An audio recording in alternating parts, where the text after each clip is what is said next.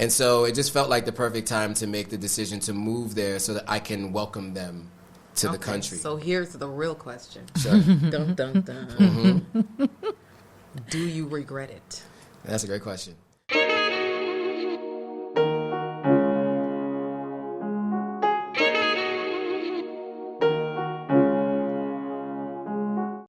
All right. Hello, gamblers. Welcome to a very special episode of the Ghana Gamble. We have our first guest today, guys. This is so exciting. We are really official. Honestly, we're rocking and rolling out here. This makes us official.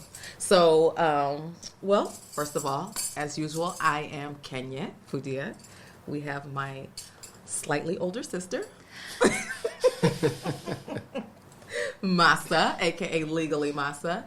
We have Dre Taylor. A little younger. A little younger than Masa. I wasn't even holding my neck up when this was going on. I wasn't even holding a spoon. I wasn't even holding my bottle with my hand when this dude was born. Oh, okay, right. Very slightly. And our special guest, Joe Hotagua. What's up, guys? What's up, Joe? Welcome. Thank you. And I just want to point out I am the youngest. Okay. Since we're doing that. Fair enough. Oh, yeah, that's true. I'm be clear. slightly older than You Joe. were holding your bottle by the time he was born. Correct. You were. Correct. Yeah. You were working advanced. You were.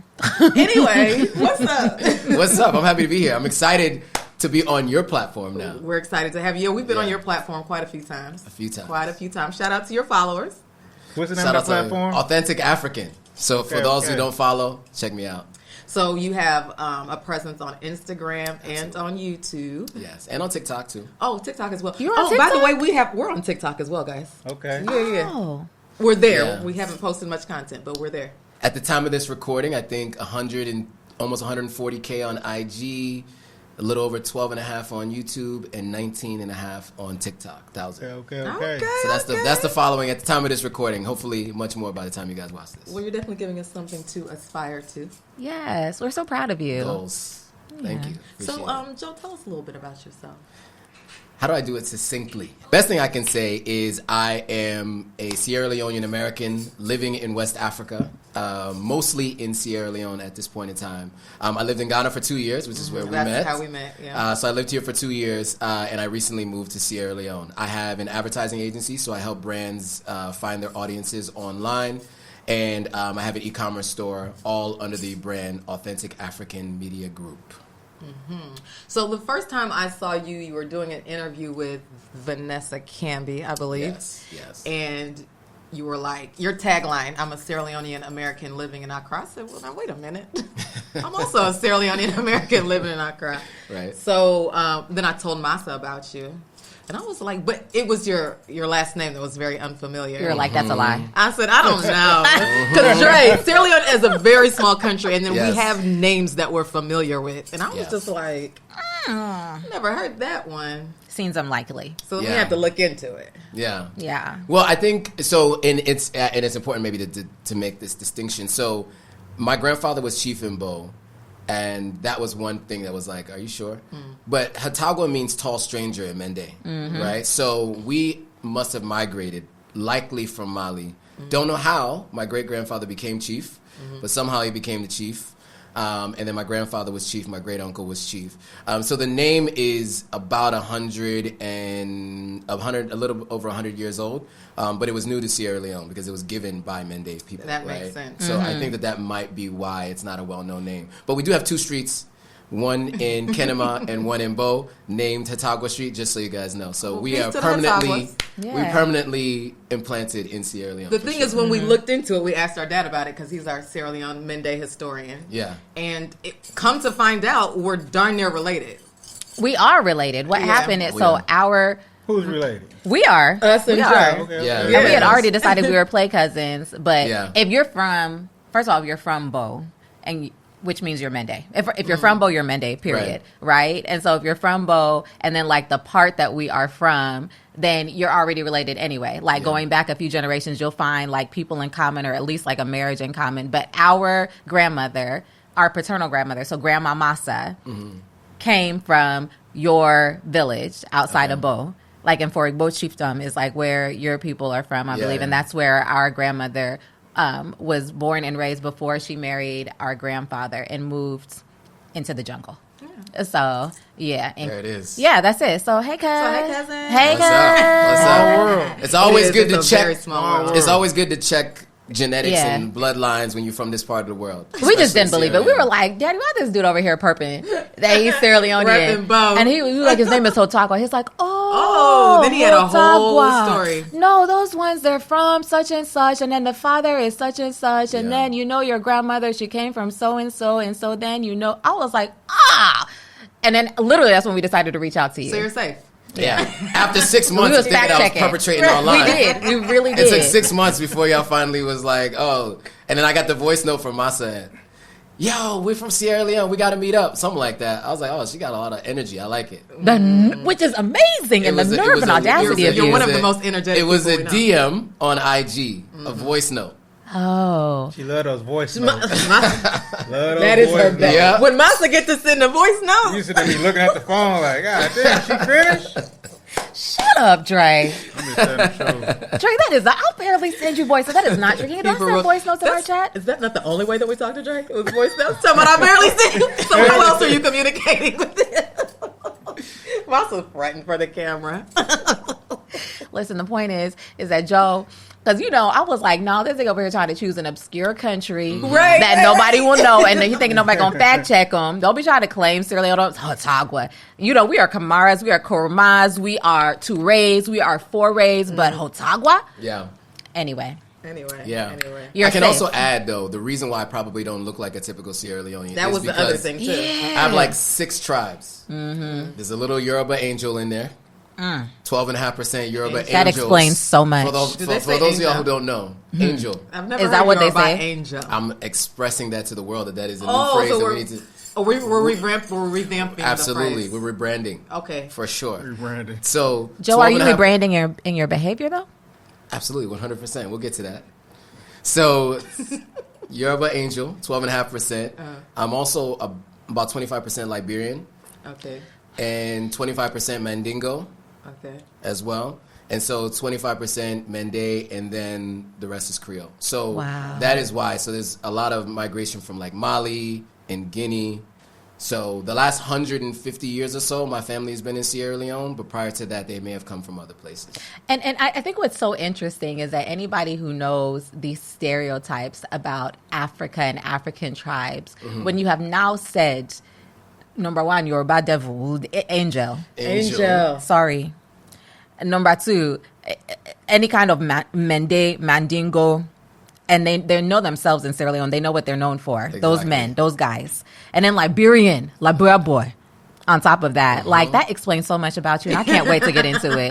That is why I'm such a classy gentleman. Woo, Jesus. Because I embody all of the best tribes of West Africa, in my opinion. Okay. So, okay. Yes. We're going to get into it. Y'all seem to differ. We didn't say that. I said we're going to get into it. Anyway, Joe, we're so excited to have you here with us and have you on the hot seat. But since we met and we formed our little tribe, this was before we met Dre and had to replace you. Yeah. Now they're trying to replace me. We are, Dre. You've been MIA this week. Yeah, and we don't appreciate it. And I said, well, I've been busy. Dre, don't ever. You got one more. I've been busy. I've been working. Man, before Dre, you're allowed get to be busy. Don't let them tell you can't be busy. No, don't be too busy for us. As long as you're being productive. You weren't saying that when I brought them pastries this morning. Word. And juice. Your home in that bag. Dre, if you ever don't bring the pastries, we're really going to start wondering about our friendship. You said hello before you went to that bag. Right? Right. You went right for the bag. I'm like, shit. Show them hands on all damn bag. But I ain't seen no apple pie in there. But it had none. Oh, man. Anyway, Joe, we met you here in Ghana, right? Yes. We formed our little tribe. Yes. And then you decided to dip out on us and leave us here. I did. So, yeah, I spent 2 years here, right? I needed a soft landing moving to West Africa. And we literally used those words in our last episode. Was this your first time coming to West Africa? No, so I've been coming to Sierra Leone since 2017, regularly, twice a year. So when I was living in the States, I would come in I would come in April for Sierra Leone's independence and stay through my birthday. So I celebrated 3 birthdays in a row here. I also celebrated New Year's 3 years in a row here. So I would come here in April, May, and then come back December to January. You're saying here. You mean Sierra Leone? To Sierra Leone, sorry. Okay. Yeah, to Sierra Leone. That's We're a in good point. Ghana now. We are in Ghana. So I would come to Sierra Leone twice a year. The year of return, 2019, we came to Ghana as a group, my friends in Sierra Leone. So that was my first experience in Ghana. So I was here December of 2019, quit my job at Hulu January of 2020, and then I moved to Ghana by December of 2020. So it all happened within 12 months. So the trip to Ghana in December 2019, did that influence you quitting your Hulu job? 100%. Yeah. So I would always come back like reinvigorated when I would leave the U.S. and come to Africa, Yeah, I come know back that to the feeling. States and feel like, there's more that I can do. Right, You know? right. And earlier that year, I was having kind of like an existential crisis with my career. I was talking to my friends, and one friend was working on the 117, which is like 911 in Sierra Leone, ensuring that's emergency response. So like if you break your leg in the outer province, you don't die. Right. It's things that like really matter, right? Another friend of mine was working with like Doctors Without Borders and ensuring that people who contracted Ebola out in the outer regions, the families didn't handle the bodies the way we traditionally do so that they don't contract Ebola as well. All these different things that were making a difference, and I was putting ads on Hulu. You know what I'm saying? I felt like I wasn't doing anything that made a difference, and I had always had this plan to be doing something on the continent. And so those next 6 months were really pivotal for me trying to figure out what I want to do. And then when I came to Ghana for the year of return, I felt like I had a place that I could go to. I wasn't sure I can go to Sierra Leone because everything my friends were doing were in the NGO or nonprofit space. And I didn't feel like, I'm a for-profit individual, let's just be honest. So I didn't feel like coming to work at a nonprofit was going to work for me in Sierra Leone. And I didn't know what kind of industries were in Ghana, but I had been advising a company here. And they were working with Multimedia Group, which is Joy.fm, Adam. There's like 3 major radio stations and big TV stations that are all under one group. And so I went to the TV station and the radio station and saw everything that they were doing. I was like, wow, this is exactly what you see like at Hot 97 or at Power 105 in New York. I was really impressed. And then the overall experience was crazy. I mean, it was the first Afro Nation. You had Afrochella that year. We enjoyed. Dre was here that year. So saw Burna Boy live and like all of that. That whole experience, I think, was really like, all right, I can make the move to the continent, but this is where I'll make the move to. Yeah. It took me about 12 months to make the decision, but once I landed in the States, I walked into the office at Hulu and I saw like all the waste. It was like all these computer screens that were waiting for people to sit there. Yeah. Like imagine there's like 50 screens, right? And there's nobody employed in those seats as of yet. And I was like, man, the way that they waste. Lights are on all day, all night. Like I was like, they don't need me here. I'm needed elsewhere. And so I proceeded to work through a process of quitting my job and figuring out what my plan was for making the eventual move, which ended up happening 12 months later. And okay, so fast forward, you got to Ghana, and you are actually one of the rare diasporans who came to Ghana and was employed by a Ghanaian company. I was, yeah. That's very rare. Very rare. Nobody comes here really looking for a job. Yeah. Yeah. Or And you you can find a job. yeah. But we had mentioned that Joe likes violence. He likes to choose violence. Always. I wake up and Always. choose violence. Well, look, so my goal eventually is to be investing in startups on the continent, right? So I want to be investing in entrepreneurs here and also help people deploy their funds here. So, one of my peer mentors mentioned to me that he knew the CEO of Jumia Ghana. Jumia is the Amazon of Africa. And there was an opening for the head of advertising, the country head of advertising for Jumia in Ghana. So it just made sense. I had the background Coming from Hulu. and a prior 16-year career in advertising prior to that. So it was kind of like a smooth transition. Now the job was really, really difficult because you have Europeans running your company and they make one person do 4 people's jobs. And so like when... You lost me at Europeans. Yeah, and I thought it was an African company, right? So, that was interesting because my manager was European CEOs, dual CEOs, which I'd never been at a company that had 2 CEOs. That was weird. But they were both European. And I had to do 4 people's jobs. Like when I was at Hulu, there were 4 different groups that did what I was doing at Jumia. Wow. And so it was important for me to see what it looked like to work for a multinational firm on the continent. So I was working to learn, not to earn, because I definitely wasn't making any money, that's for sure. Even though I was the head of a department and they considered it a high wage for Ghana, It was the lowest I'd ever been paid, even less than I got paid my first job coming out of college in 2006. Wow. I've been making, that's the lowest I ever made. I made more on unemployment in New York City in the financial crisis than I did at working at Jumia. So, but hold on, can we talk about that point though? Because in other episodes we've talked about how far a little bit of money goes. So you were earning a fraction of what you earned. I think you said your title when you pitched yourself to Vanessa Camby was, I left my 6-figure job to to move to Africa or to move to Ghana. But even with that little bit of money, how would you describe your quality of life and what you were able to afford to do in Ghana versus what you were able to afford in the States. in New York? Yeah, I mean, so I would say what I made here is probably equivalent to making like $70K in New York, which is pretty good, but not great. Like, and people might look at $70K and think that that's a lot, but living in New York, $70K is like you have some disposable income. You can go out for dinner maybe once or twice a week. You can get drinks, whatever. So for me, I was paying $600 a month in rent, but I had to pay a year up front, right? So I don't do math in public, but I don't know what that is. Maybe $6,000 for the year? $7,200. There you go. So $7,200. So I had to come up with that, like just like that, to pay the rent for the year. So that's boom, that's out. So that was not paid with my salary. That was money that I already had. So when I first got the apartment, I already had the money, so I was able to pay it. So that's one. But outside of that, I was able to live with my day-to-day expenses. I had a housekeeper, $100 a month, $110 a month. I paid her, so she came 5 days a week, 3 meals a day. So I bought my groceries. She bought my groceries. She did my laundry. All the household items she took care of. It also worked for my personal life, right? Going out to eat, whatever. It took care of all the things that I needed to do. Dates, sure. Many dates. All of those dates. So many dates. Dates on dates. Several, I guess. According to our discussions earlier today, several dates. So yeah, I mean, I was able to live on that salary, but I definitely went into debt in the United States though, because I had other bills, right? I had, I had an e-commerce store that I was paying $175 a month for Shopify and all the different plugins. I had an editor that I was paying $400 a month. I had 2 social media managers that I was paying $200 a month each. So that's over $1,000 a month. So if you have other businesses or things that you're doing that have costs and the business is not generating enough income to cover those costs, that income was not going to be enough for me to cover all those things. So I did end up going into debt a bit on that salary. So had I not had those other costs, I would have been fine. But I had other costs that I incurred running a business in the States.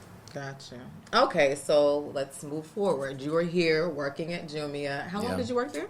Exactly 1 year. 1 year. I needed to have 12 months on my resume. How was it, like on a day-to-day basis working in Ghana? So I'm far enough removed from it so I could talk about it. So, okay. So I told you got the challenge of remote management. So you have European remote management. That's one challenge, number one. So we're talking about people who don't spend enough time in the country to understand what's happening on the ground. Right. The other challenge was that they knew that I had a 16-year career prior to coming here. So they thought that I was going to come in and solve all their problems. But they had systemic issues that needed years to solve. They had a lot of senior level, had a revolving door of like senior level folks. There's 3 CEOs in 3 years, 3 heads, CMOs, 3 chief marketing officers in 3 years, 2 heads of advertising in 2 years. So these roles, the chief commercial officer, we didn't have a chief commercial officer for 6 months out of the 12 months that I was there. And so that meant that there were a lot of areas that had gaps. If people are leaving abruptly, there's no knowledge transfer. So somebody has to start all over again. And most of the time they were hiring people from other countries to come in. So I am Sierra Leonean American. I was the head of advertising. Our CMO was Kenyan.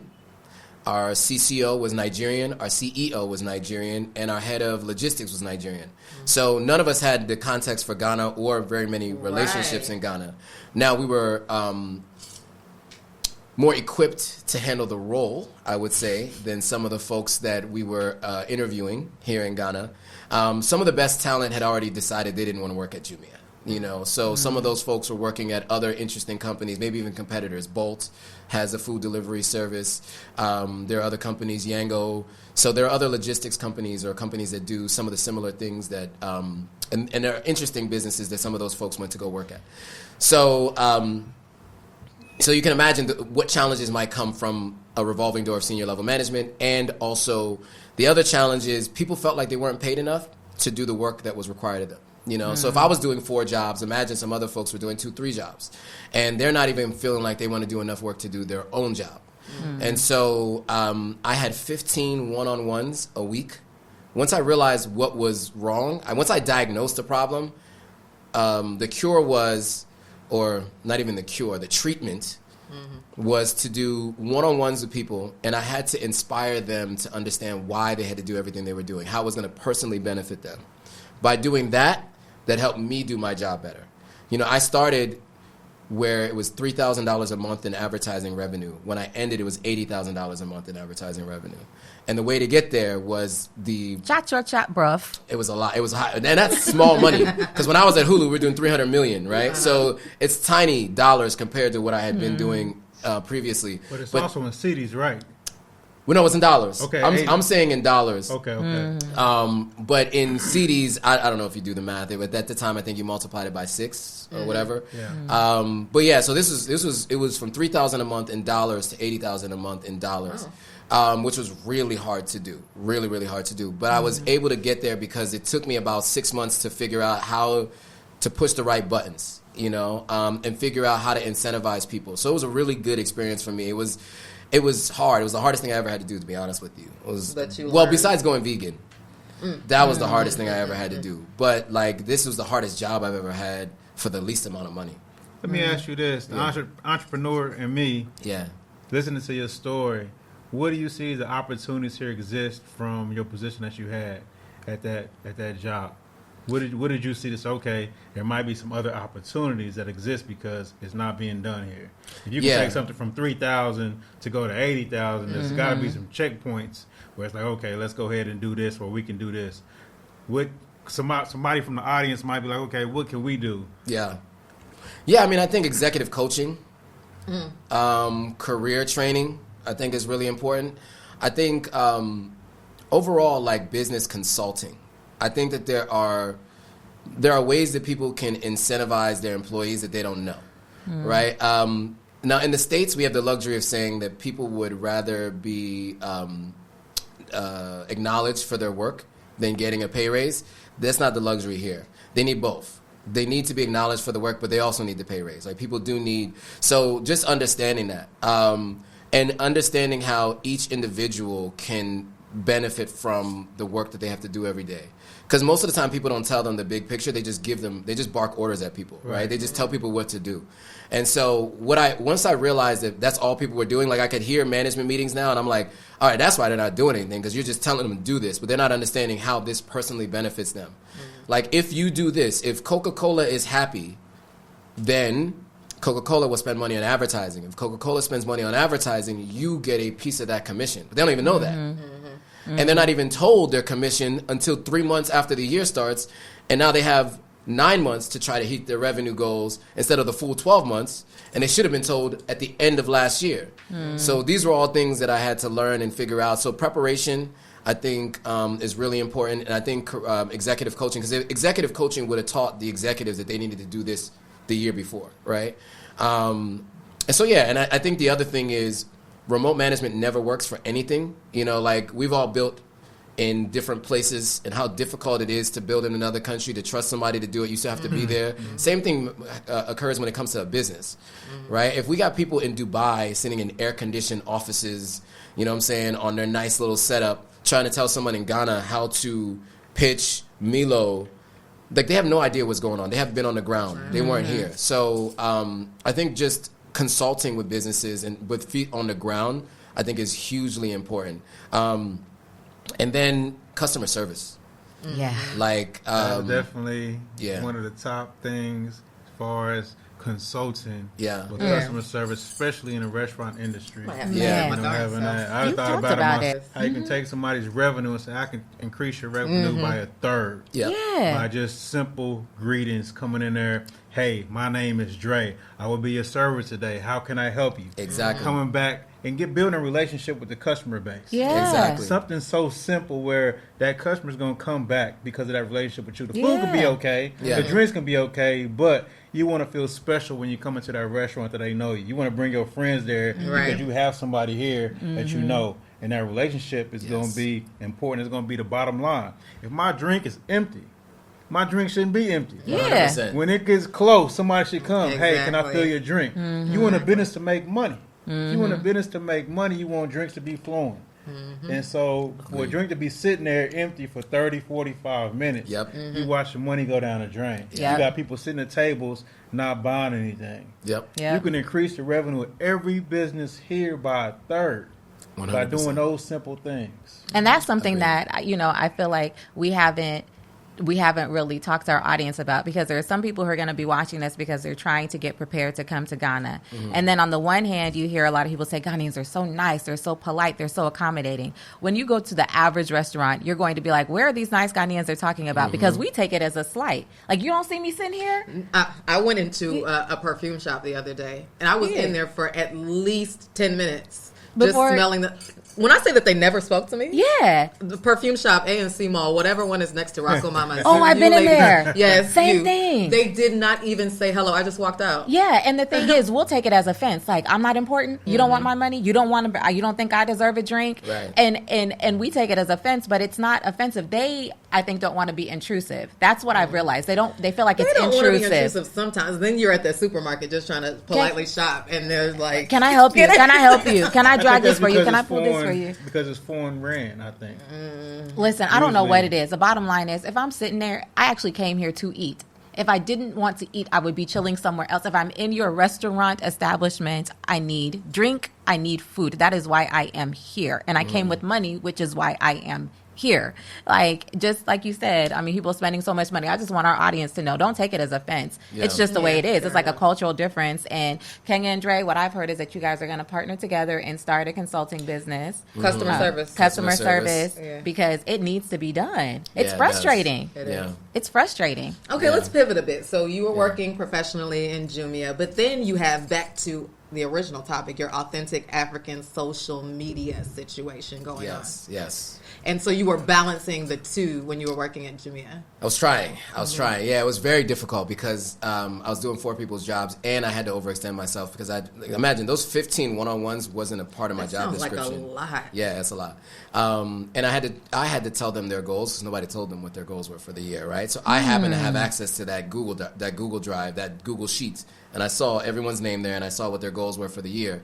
And so I always use this. I would always say, how do you eat an elephant? One bite at a time. I know it looks like a big goal, but every month, this is what we're going to try to do. We're going to try to take one chunk out of it. And I was trying to teach them that. But back to this customer service thing, the idea of understanding the incentive for the customer service, right? Each person needs to see the incentive. So even in that job, I was doing my best to run the social media platform. It was very difficult to do because posting 4 to 7 times a day.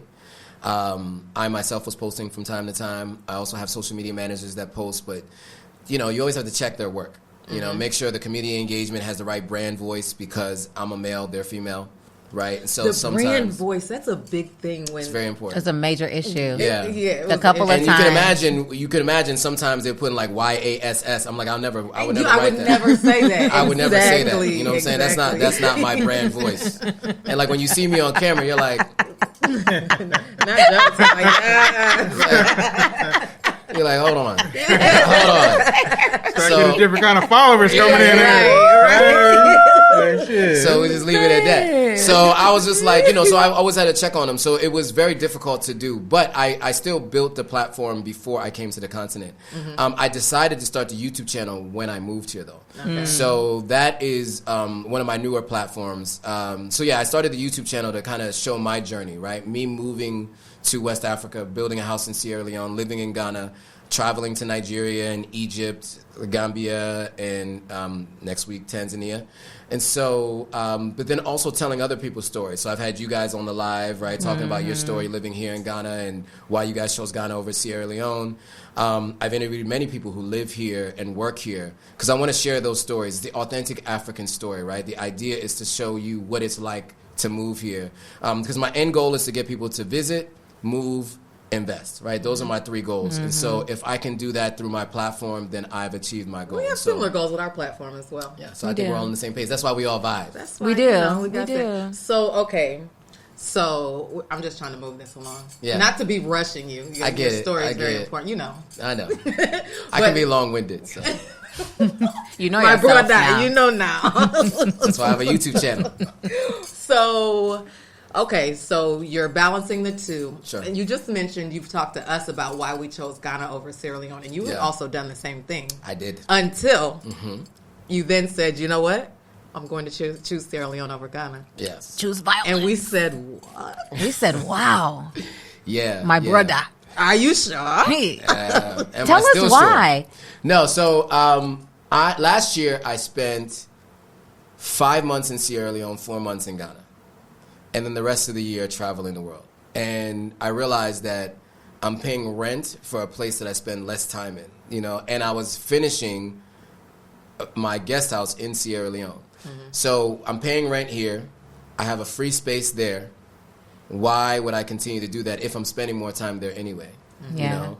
And so that, along with the fact that my lease was ending, and I was trying to figure out what I was going to do. Can I put my stuff in storage? There are no storage. That's another business, storage. We've talked about that. Storage business is a great business here because there's no storage units in Accra.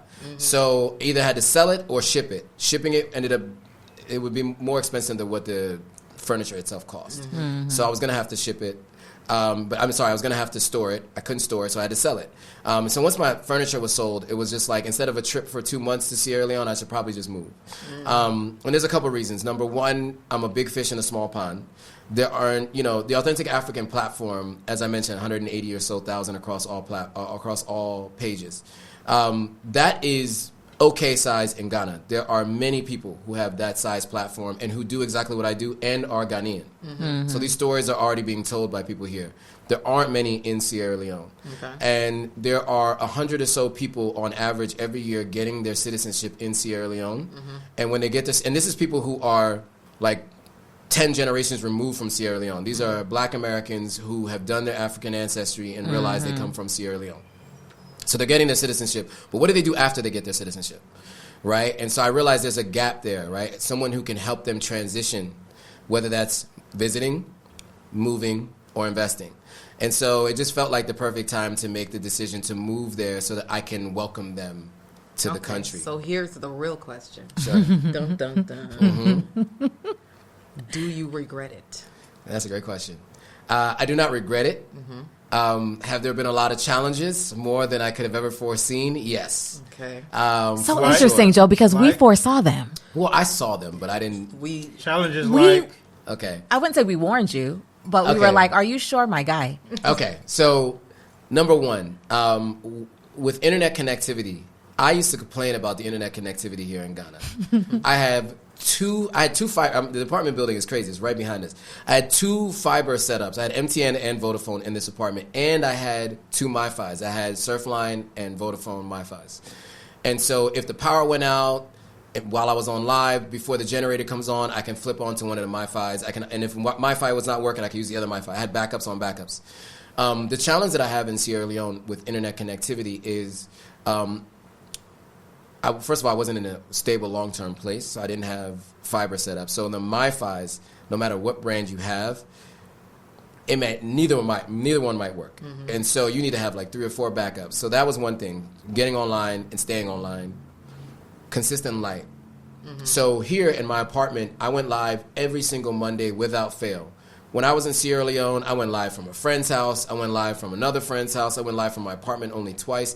I started going live from Pearl Hotel, which is like my permanent live place. I go live from Pearl Hotel every Monday now, or I was. So yeah, going live. So for my digital world, it was difficult. Uploading videos, right?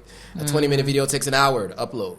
So the challenges with uploading videos, challenges with going live, challenges with light, challenges with water when I first moved in, these were all things that I wasn't really prepared to deal with because I went the economical route this trip because I was moving permanently, whereas previously I would spend a significant amount of money to live very comfortably on Beach Road. You know, when you're living on Beach Road, you are shielded from the challenges of the country. Correct. You know, so like Sierra Leone has a strip. We have Lumley Beach.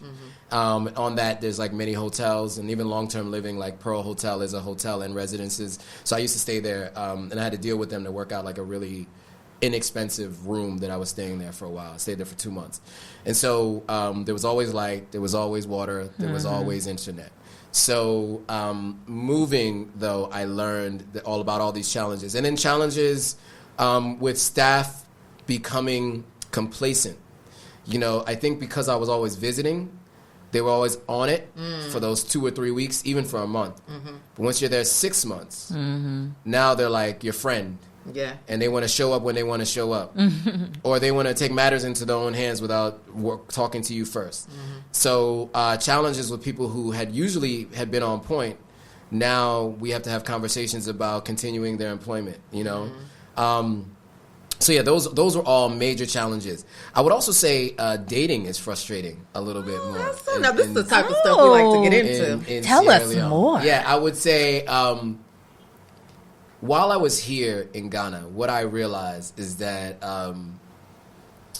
I could be frugal. You know, I could focus on my investments and not have to spend. Yeah, let's just say it. And I feel like in Sierra Leone they've been, and in Ghana too, but you know, there's much more of a variety. So you can weed through those folks here a little bit easier. Okay. In Sierra Leone, I mean, they've really taken up after the Nigerians, and everyone expects cash, you know. And for me, I don't like buying affection, right? I think it's important for us to vibe, and we get along, we're hanging out, we're getting to know each other. I think if we've invested enough time together and we realize that this is a relationship that has a future, then I have no problem investing. But I think I have a problem with buying someone's affection. You know, where I come from, we call that tricking. You know, now, do you think that's because you're from the States? Right. It's from where I'm from in the States, though. Well, no. Their expectations of you. Yeah. Because you're from the States. Oh. Because you're a JC in Sierra Leone. No, those expectations are there. Regardless if they're a local guy. Yeah. If they're a local guy, because there are many girls in here too, but I think you could just weed through more here. There's just more options here because it's a country of 30 million versus a country of 7 million, right? So just the options are plentiful here in Ghana, and different countries and backgrounds. Like a lot of people come to Ghana from different places, where Sierra Leone is mostly Sierra Leoneans. But yeah, I mean, part of it is the fact that I'm a foreigner or a JC, right? Because I came from the States. So the assumption is people from the States spend money because in December... Well, we do in December. Yeah, so you could work at FedEx in the U.S., maybe making $30,000 a year. You saved up the whole year. So when you come to Sierra Leone, you popping bottles, you throwing money at girls, you're balling out. So they see Americans as everyone who has money or everyone who's willing to spend money. Yeah. But there's already a culture of buying affection. I mean, there are many men who are holding on to a girlfriend because of how much money they spend, right? She would be long out the door if they weren't giving her a monthly stipend, paying for her vacations, et cetera, et cetera. Why you watch me? I've heard of some girls like that. I'm looking for if there's anybody out there who wants to sponsor me. Your sister like she's on a stipend. No. It wasn't her. No. It's somebody we heard about. No. Yeah. And it's something you run into frequently. And so, and from where I'm from, right, you know, in the North, in the States, we always had this thing where it's tricking if you got it, right? So, like, we'd hear Atlanta rappers or Florida rappers, Trick Daddy, talking about spending money. And, like, it was just like, man, like, you don't have any, the kids say Riz now, you know, but back then we're like, you don't have no game. You can't even just talk to a girl and get to know her without having to spend money. So for us, it seems crazy to just shell out cash to get to know someone. But here, it's expected, you know, like, it's just expected. And for me, I think I've been called stingy. Wise spender is another name. Wise spender is a big one. People think that I was deported from the States because how could he possibly be here and not be spending money? Something's wrong with him. Yeah. And a lot of times they feel like the amount that you like them is equivalent to the amount that you spend. So as long as you're spending money, they know that you really like them. And a lot of men do invest in a woman's future and in their future, and that's how they do it financially.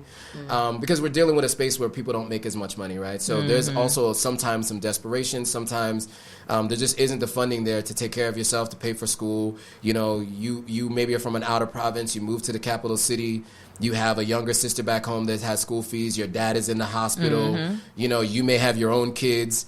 So I understand that, but I'd rather be wise spender or considered cheap. So you have no problem with that? Than being a trick. Ladies, so if you see Joe in Freetown, don't, just because you see fresh beard and all of that, don't think that.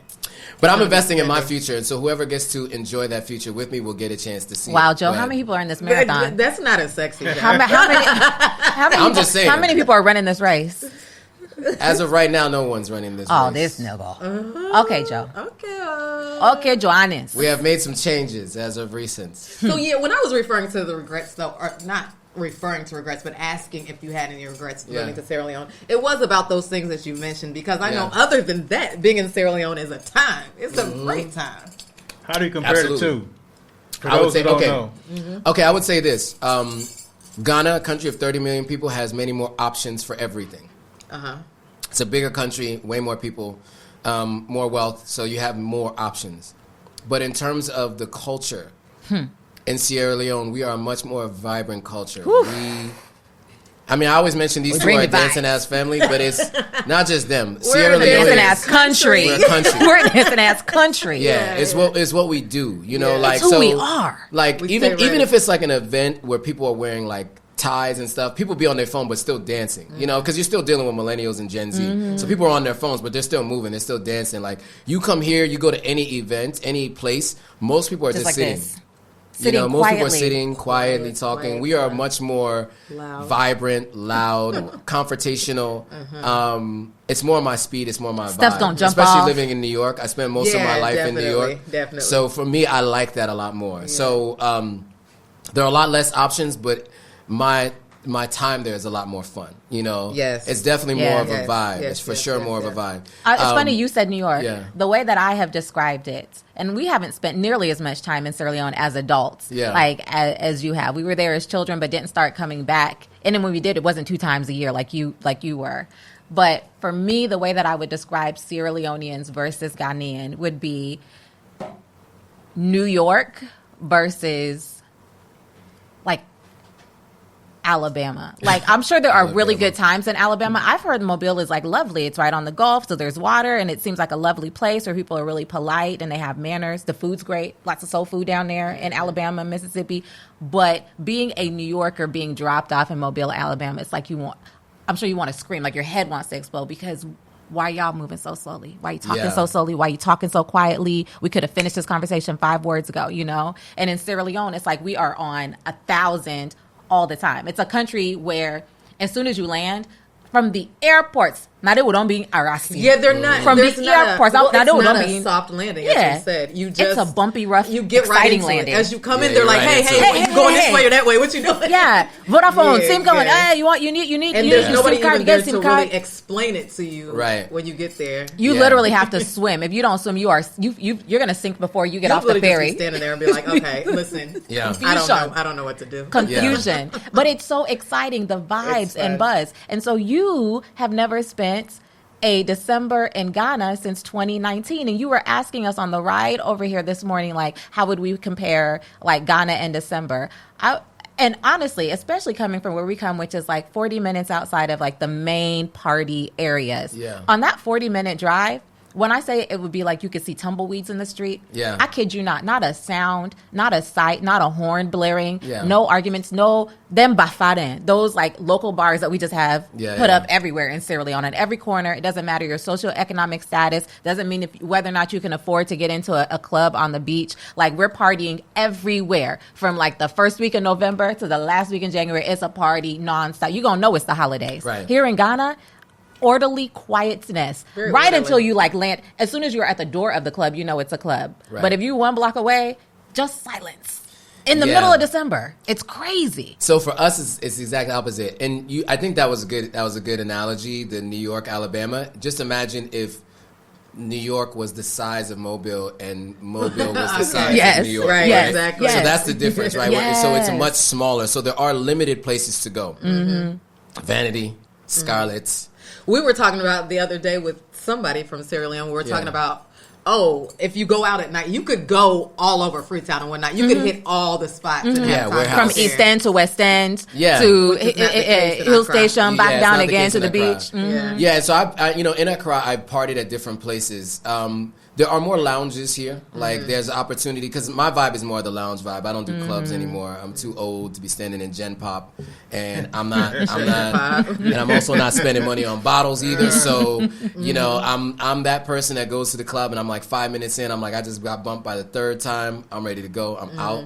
I don't drink anymore. So clubs are not exciting me, but a lounge vibe is better because I can sit down and talk. But even the lounge vibes in Sierra Leone, like, people will still get up and dance even in the lounge. What we're not going to do is not dance. Yeah, what we are never not going to do is not dance. Gonna dance. Never. So Sierra Leone is, people, like, we had some Nigerians come in and they're like, man, this place is about enjoyment. Oh.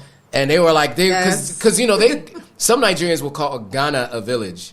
So imagine what they're calling Sierra Leone, right? So for context on size, for those of you who don't know, there are more people registered to vote in Lagos than in the entire country of Sierra Leone. So there are 9 million people registered to vote in Lagos. Lagos is just the capital city with like almost 30 million people in Nigeria. Sierra Leone is an entire country with about 7.5 million people, right? So it's a very small country. And so these Nigerians come there and they're like, man, this place is enjoyment. Like, we took them to Vanity, we went to Toma, and we went to Scarlett. And they were like, they had the time of their lives. They had a really good time. And they weren't expecting to have a time, because if Ghana's a village, then what's Sierra Leone?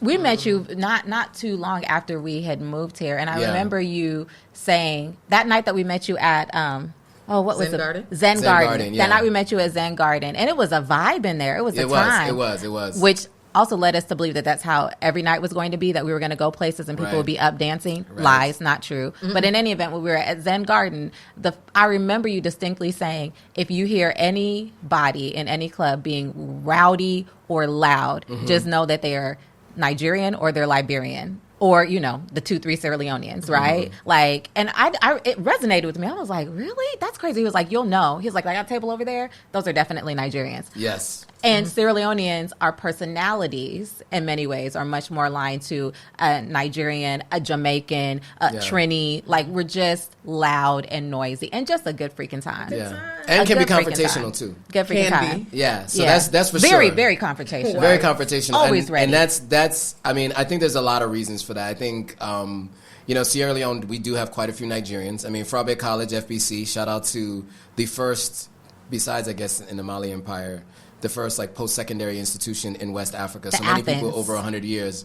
Yeah, the people want to call Sierra Leone the Athens of West Africa. I hate that idea because Athens, I mean, we were better than Greece. Obviously. Right. But, that's what they called it back legacy. then. Yep, yeah, definitely. But so over 100 years, Nigerians and others have been coming to Sierra Leone. So you'll notice that our Creole and their Pidgin, there are some similarities, right? There are many Nigerian names. Like my aunts, I have Olainka, I have Adewale, my aunts and uncles. These are names of Creole folks, but because we have Nigerian lineage on one side of our family, they have those names. So these are names you'll find in Sierra Leone. So and then the Civil War, Nigerian soldiers were sent, many of them because they found the enjoyment in Sierra Leone. They didn't leave. So many soldiers started businesses in Sierra Leone. So there are many Nigerians.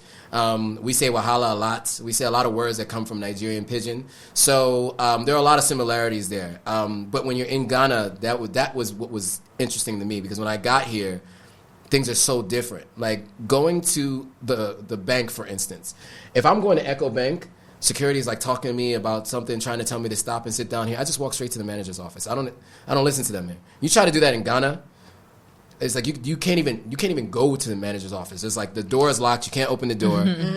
They make you sit down, and like everybody sits in the queue. They call it a queue. First of all, and they actually sit. They're so orderly. They make you sit, and you actually sit. Yeah. In Sierra Leone, you tell somebody to sit. Like anybody, first of all, you know what that is? Who that is talking to me? You went and you wait yourself. I don't blame you. That's true. That's very true. Yeah. So people are very orderly here. It's just a very different vibe. So like when I would go to the bank, I'm not gonna plug the bank until they do a brand partnership with me. When I would go to the bank, I remember like it was because it was still during the time of like social distancing.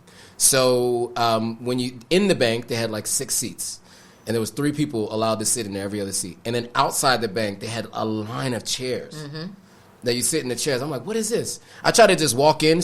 Armed security was like, no, please, please sit down here. I was like, wait, what? I'm just walking in. He's like, no, please sit down here.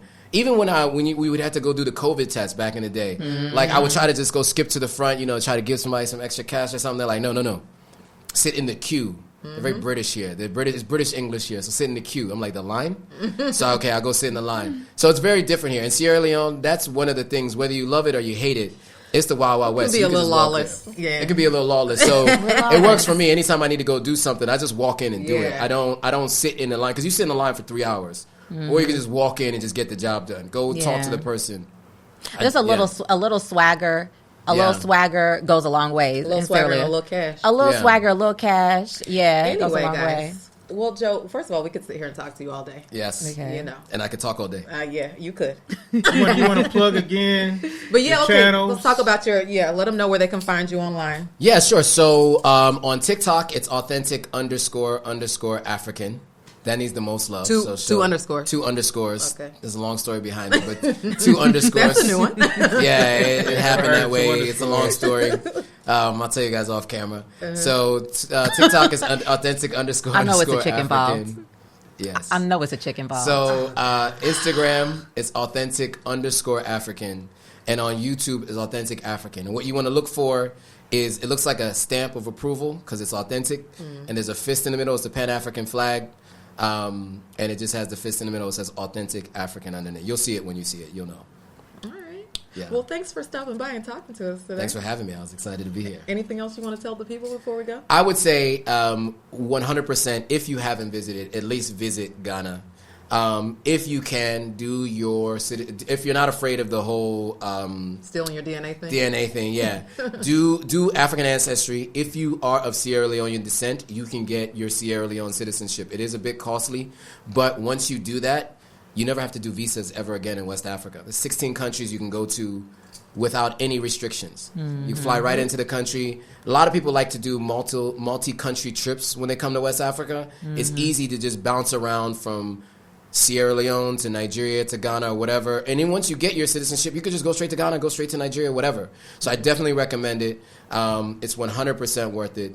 And if you want to diversify your interest, the money you're spending in the world, if you're a stock market investor or you invest in businesses or in real estate in the States, you definitely want to do it here. If you would have bought land in East Legon in 2005, let's say, 2005 or 2006, you could have bought like 2 plots of land for like $10,000. That same land is like $200,000 right now. Yep. So and it only goes up as everybody, like you guys are all late to the game if you're watching this now.